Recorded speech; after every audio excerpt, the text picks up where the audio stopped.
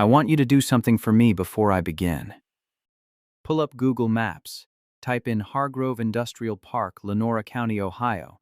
Zoom in on the northeast corner. You'll see a gray, flat-roofed building. Building 7. Count the windows on the east side. You'll count 3 rows, 3 floors. Now here's the thing. Building 7 only has 2 floors. It has always had 2 floors. The original blueprints from 1987 show 2 floors. The fire escape plan mounted on every wall inside shows 2 floors. The elevator. The single, rattling cage elevator that smells like rust and old grease. Has 2 buttons, G and 2. And yet, if you stand outside and count the windows, there are 3 rows. I've worked at Hargrove Packaging and Distribution for 11 years. I have walked every inch of that building. I have pushed carts through its corridors at 3 a.m. when the fluorescents hum at a pitch that drills into the back of your skull. I have eaten cold sandwiches in its break room, filed incident reports in its offices, and unjammed its machines more times than I can remember. I know that building the way you know your own home. And I am telling you, with everything I have, that there is a 3rd floor inside Building 7. I have been to it. I have seen what's on it. And the reason I am writing this, the reason my hands won't stop trembling and I keep checking the deadbolt on my front door every 10 minutes, is because I don't think the 3rd floor is finished with me yet. If you work in a building and something feels wrong about the geometry, if a hallway seems too long, if a stairwell seems to have one too many landings, do not investigate. Walk away. Please, learn from what I didn't do. Let me start from the beginning. My name is Darren Caulfield. I'm 44. I've worked the overnight shift at Hargrove Packaging since I was 33. Back when my marriage fell apart and I needed a job that would keep my mind busy during the hours I used to spend lying awake wondering where everything went wrong. Overnight warehouse work is perfect for that. It's physical, it's repetitive, and it's lonely in a way that suits you when you don't want to think. The building itself is unremarkable.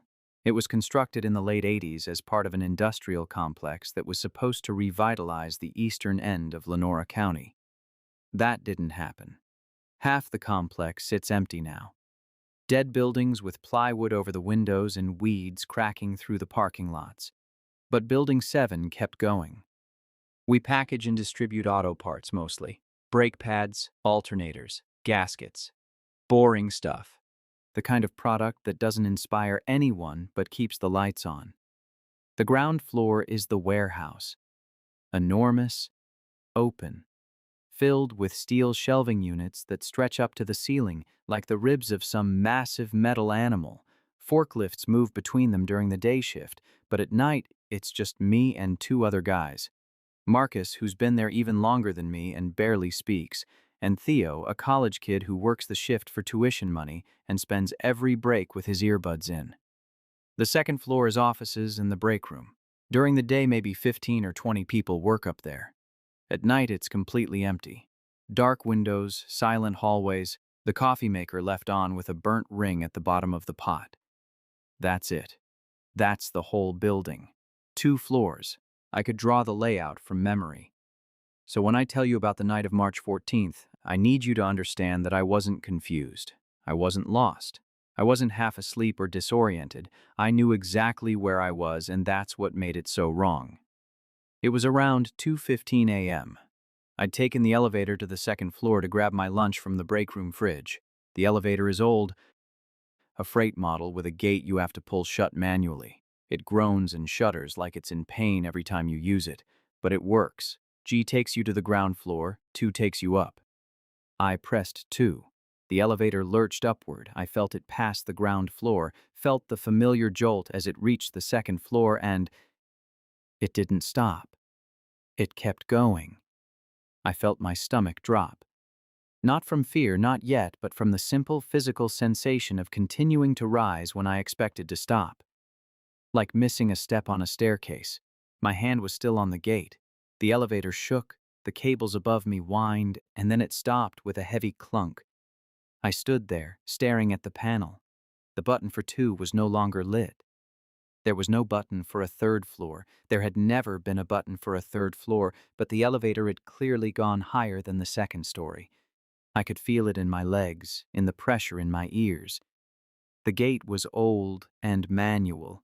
I could have pulled it open, and I'll admit to you right now, I should have just pressed G and gone back down.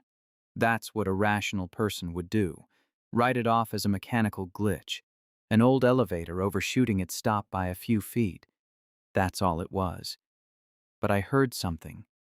Through the elevator gate, through whatever was beyond it, I heard a sound. It was rhythmic, mechanical, a deep, steady thudding, like a machine running, like something on this floor was operational. There was no third floor, there were no machines above the second story, so what was making that sound? I pulled the gate open. The hallway in front of me was lit. That's the first thing that registered. Not well lit. The fluorescent tubes overhead were the same model as the ones on the other floors, but here about half of them were either dead or flickering at irregular intervals. The light had a sickly quality to it. Yellowish. The kind of light that makes your skin look wrong. The floor was concrete, same as everywhere else in the building. The walls were the same institutional off-white cinder block. But everything felt slightly off in a way I couldn't immediately identify. It took me a few seconds to figure it out. The proportions were wrong. The hallway was too narrow, not dramatically. Maybe 6 inches narrower than the corridors on the second floor.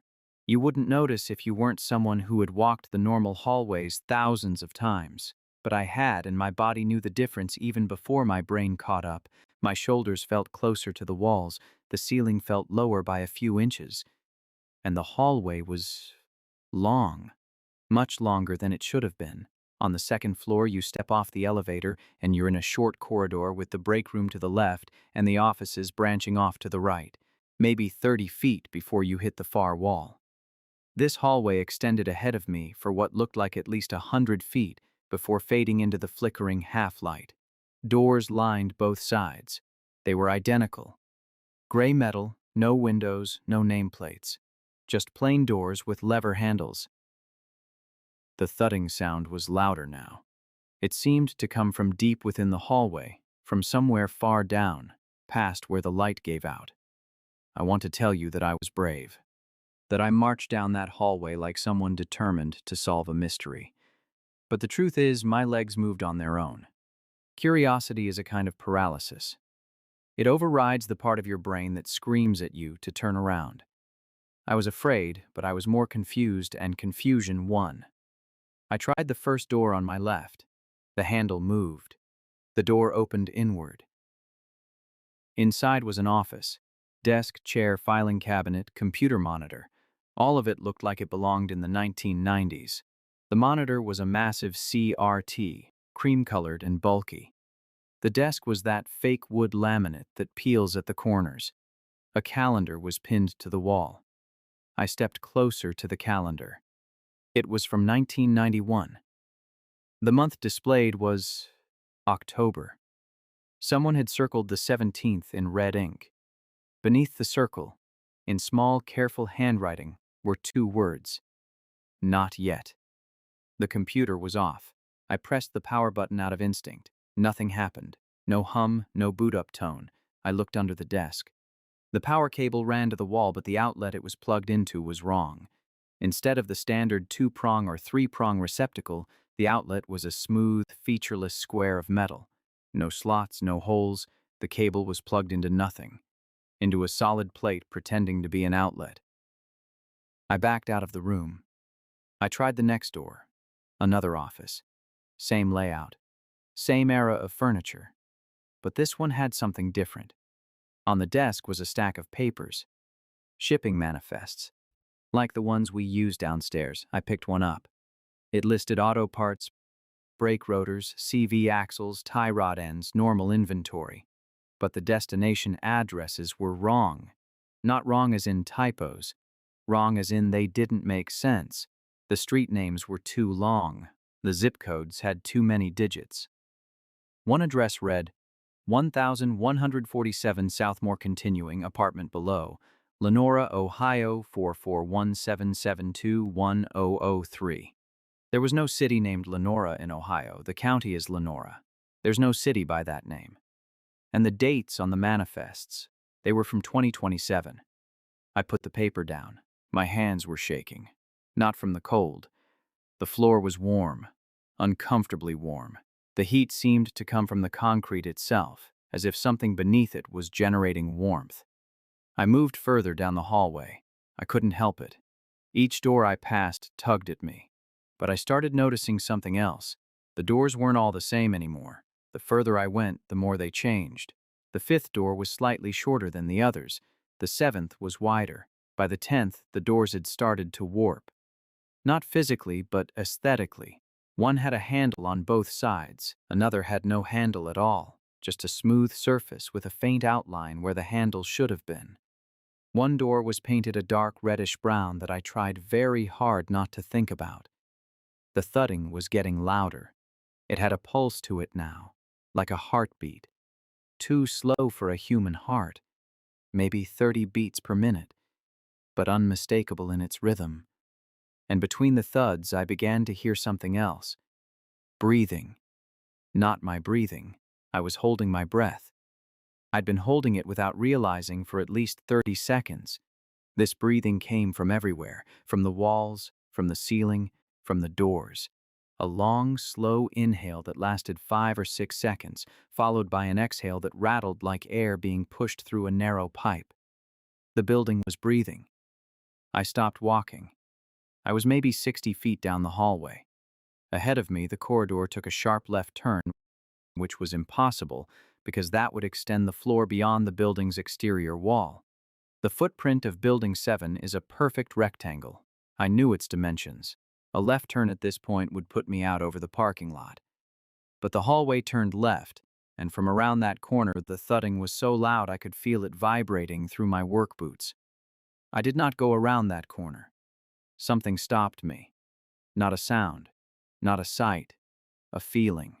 The absolute, marrow-deep conviction that something around that corner was aware of me. Had been aware of me since the elevator doors opened.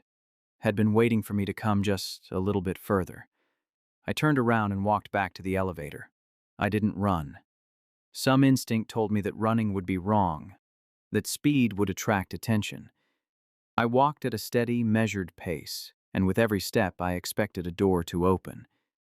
Expected something to step into the hallway behind me. Expected the breathing to hitch, the way a person's breath catches when they're about to speak. Nothing happened. I reached the elevator. I pulled the gate shut. I pressed G. The elevator went down. It stopped at the ground floor. I stepped out into the warehouse, with its familiar cold air and the distant hum of the loading dock lights, and I nearly collapsed. I didn't tell Marcus or Theo that night. What would I have said? I took the elevator to a floor that doesn't exist and found offices from the 90s where the building breathes. They'd think I fell asleep on the job and had a nightmare. But I couldn't leave it alone. The next night, I brought a tape measure. During my break, I went outside and measured the building's height against the fire escape ladder mounted on the east wall. The ladder only reaches the second-floor windows that it was installed for the offices. Standing at the base, counting the rungs and doing the math, the building's roofline was approximately 32 feet above ground level. 2 floors at 14 feet each. Standard for a mixed warehouse and office building would put the roof at 28 feet, plus a few feet for the roof structure. 32 feet made sense. But I counted the windows again. 3 rows. The bottom row. Ground floor warehouse windows. The middle row. Second floor office windows, and a top row just below the roofline that I had somehow never noticed in 11 years of working there. Except when I asked Marcus about it the following night. As casually as I could. He looked at the building, squinted, and said he only counted 2 rows. I pointed directly at the 3rd row. Right there. Between the second floor windows and the roofline. He stared where I was pointing and shook his head. He couldn't see them. I started researching the building's history. The county records office had the original construction documents. Building 7, Hargrove Industrial Park, constructed 1987, completed 1988. 2 stories, 32 feet to the roofline. Architect was a firm out of Columbus called Adler and Strauss. I looked them up. The firm dissolved in 1993. Both partners were dead. Gerald Adler of a stroke in 2001, Paul Strauss in 1994. Strauss died in October 1994. The cause of death on the public record was listed as mechanical asphyxiation. I had to look that up. It means he was crushed, compression of the chest or torso preventing breathing, an industrial accident usually, except the obituary I found didn't mention where the accident occurred. I went back to the county records and requested the building inspection history. Every commercial building in the county gets periodic inspections. Fire safety, structural integrity, code compliance. Building 7 had been inspected in 1989, 1994, 1999, 2004, 2009, 2014, and 2019. Every 5 years. Every report said the same thing. 2-story commercial structure. No violations. Condition, satisfactory. Except the 1994 inspection was conducted in November, 1 month after Strauss died. And unlike every other report, which was 2 or 3 pages long, the 1994 report was a single page. 1 paragraph. Structure inspected. No violations. 2-story commercial building. No additional floors or modifications observed. That last line struck me. No additional floors or modifications observed. None of the other reports included that sentence. Why would you specifically note the absence of something unless someone had suggested its presence? I tried the elevator again 3 nights later. I pressed 2. The elevator went to the 2nd floor and stopped normally. I tried it again. Same result. 5 times over 2 weeks, always normal. Then, on April 2nd, at 2:47 a.m., I was on the ground floor wheeling a cart of brake pad boxes toward aisle 14 when I heard the thudding. Faint, distant, coming from above. Not from the 2nd floor, from above the 2nd floor. I left the cart and walked to the elevator, got in, pulled the gate shut, pressed 2. The elevator rose. And this time it didn't stop. It went to the 3rd floor. Everything was the same. The narrow hallway, the flickering lights, the doors, but there were differences. The calendar in the first office. The one that had read October 1991, now read April, this year. And instead of the 17th being circled, it was the 2nd. Today. The words beneath the circle had changed too. They no longer said, "not yet." They said, "now." I felt ice pour down my spine. Everything in me screamed to get back to the elevator. But the hallway had changed in another way. There were fewer doors. The ones that remained were spaced further apart, and between them, the walls had something new. Photographs. They were pinned directly to the cinder block with small nails. Black and white photographs, slightly overexposed, with that flat, forensic quality of pictures taken for documentation rather than art. They showed the warehouse, my warehouse, the ground floor with its shelving units and concrete aisles, but in each photograph there was a person standing at the far end of an aisle facing the camera. It was me. In every single photograph, it was me. Different aisles, different angles, some from above, as if the camera had been mounted on the ceiling, others from impossibly low angles, as if the camera was embedded in the floor. I had never posed for any of these pictures. I had never known they were being taken. In the earliest photos, I could tell by my appearance, my younger face, less gray in my hair, the images were distant, wide shots, like surveillance, but the more recent ones were closer, tighter. One showed me from the waist up eating a sandwich in aisle 9, a habit I'd developed recently to avoid the 2nd floor break room. The most recent photograph was so close I could see the stitching on my jacket. It was from behind. I was standing at the elevator. The gate was open. And in the photograph, just barely visible in the dark space of the elevator shaft above the car, there was something looking down at me.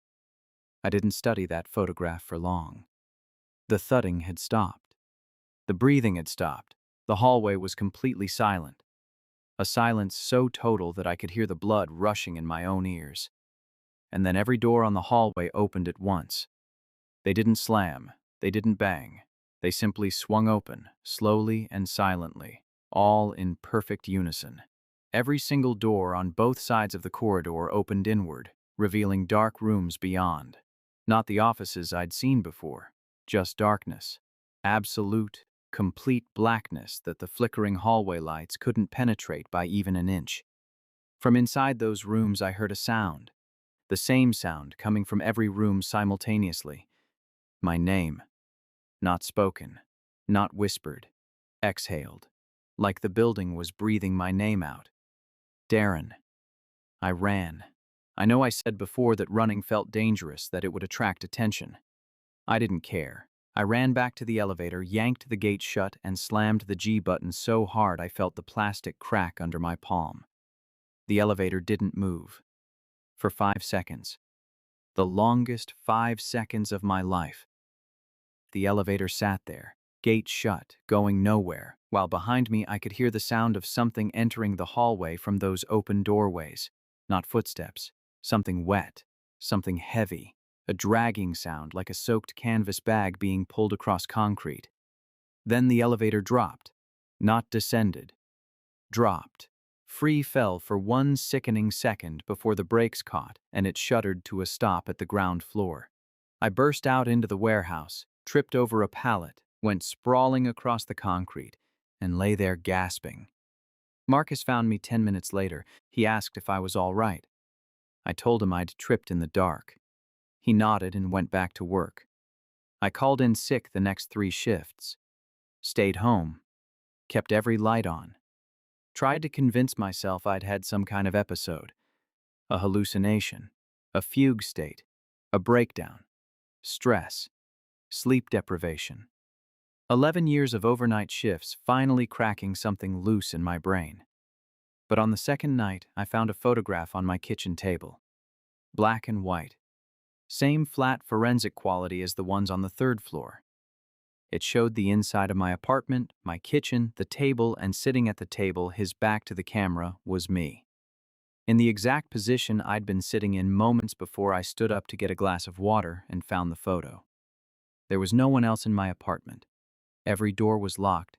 Every window was closed. I flipped the photograph over. On the back, in the same small, careful handwriting from the calendar, were 3 lines. Building 7, Floor 3, Room 11. Your shift is not over. Come back. I haven't gone back. I quit. I called my supervisor and told him I was done, effective immediately. He said he understood. The overnight shift burns people out, he said. No hard feelings. But it doesn't matter that I quit, because every night since then, at exactly 2:15 a.m., I hear the thudding. It's faint.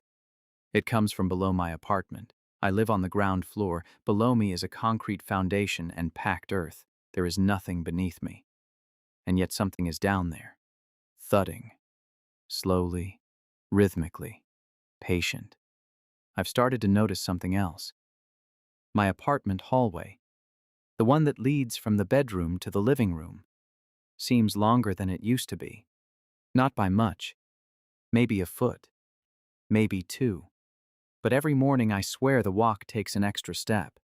And last night when I couldn't sleep and went to the kitchen for water at 2:15, I found that the light in the hallway was flickering, a sickly, yellowish flicker that I recognized immediately. The building isn't just a place. The 3rd floor isn't just a floor. It's something that grows, something that extends, something that noticed me 11 years ago and has been slowly, patiently documenting my existence. Photographing me, learning me, preparing a room for me. Room 11, my room, on a floor that doesn't exist, in a building that was only supposed to have 2 stories but has always had 3 rows of windows. I'm writing this because I don't know what happens next. The hallway in my apartment was 6 steps yesterday. This morning it was 7. Tomorrow it might be 8. At some point I think there will be a door at the end of it that wasn't there before, a gray metal door with a lever handle. And I think when that door appears it won't matter if I open it or not. I think it will open on its own.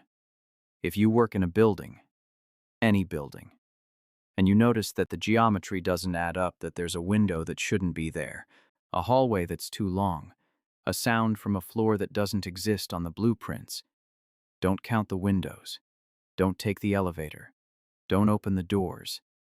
because some buildings have floors that were never built, and some of those floors have rooms with your name on them. And once you've seen yours, the building will never stop growing toward you.